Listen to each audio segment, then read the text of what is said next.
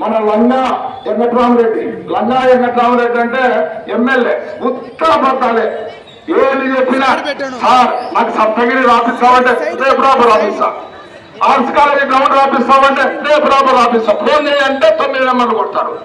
ఈ లంగా వెంకట్రామరెడ్డి ఏం చేశారంటే జయరామ నాయుడు అని మీకు అందరికీ తెలిసి ఉంటుంది. ప్రొద్దన జయరామ నాయుడిని ఏదో కొట్లాడుకుంటే 307 కేసులు పెట్టి లోపలేపించినాడు. ఈ రోజు పోలీసులు కూడా నేను ఒకటే విన్నపం చేస్తాను, సార్ మేము ప్రశాంతంగా ఎన్నికలు చేసుకుంటాం, మీరు అనవసరంగా తప్పుడు కేసులు పెడితే ఎంత మందిని అరెస్ట్ చేస్తే అన్ని 4 రెట్లు మేము పోరాడి తెచ్చుకుంటాం. ఓ లంగా వెంకట్రామరెడ్డి వచ్చేది మాదే తెలుగుదేశం పార్టీ, ఉండేది నువ్వు కోర్టు పైన ఉన్నావు. ఏ పనులు ప్రశాంతంగా తిరగాలంటే మా నాయకుల మీద కార్యకర్తల మీద అక్రమ కేసులు పెట్టేది మాని. ఎందుకంటే రాజకీయాల్లో ఒక పార్టీ గెలుస్తాంటది, ఇంకో పార్టీ ఓడిపోతాంటది. ఒకరి మీద కక్షలు పెంచుకొని ఇది అనంతపురం ప్రశాంతంగా ఉండే ప్రాంతం.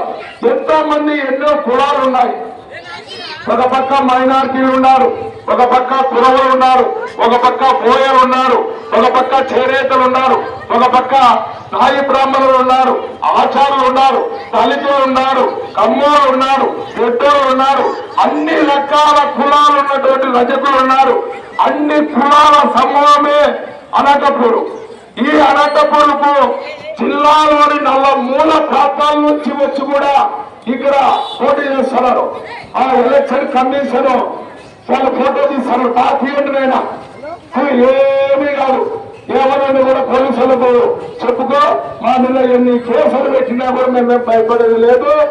ఖచ్చితంగా చంద్రబాబు నాయుడు గెలుపు రావాలంటే, మన రాష్ట్రానికి రాజధాని రావాలంటే, మన చదువుకున్నటువంటి మన కన్న బిడ్డలకు ఉద్యోగ అవకాశాలు రావాలంటే, పేదలకు కుప్పరు మెతుకులు రావాలంటే, పేదలు రెక్కాడితే డొక్కాడని జీవులు ఎంతో మంది ఆత్మహత్యలు చేసుకున్నారు. 23 తినేదానికి తిండి లేదు, ఉపాధి అవకాశాలు లేదు. డబ్బులు చూస్తే మిత్తెట్టి కొట్టి 10 రూపాయలు వడ్డీలు కట్టలేక ఆకలి బాధలతో ఎంతో మంది ఆత్మహత్యలు చేసుకున్నారు. కాబట్టి అలాంటి దౌర్భాగ్యమైన జీవితం లేకపోకుండా రామరాజ్యం రావాలంటే మన చంద్రబాబు నాయుడు గారిని గెలిపించుకోవాలా. ఇప్పుడు రాష్ట్ర తెలుగు మహిళా అధ్యక్షుల సంఘాలు తేజస్విని మాట్లాడాల్సిందిగా కూర్చుందాం.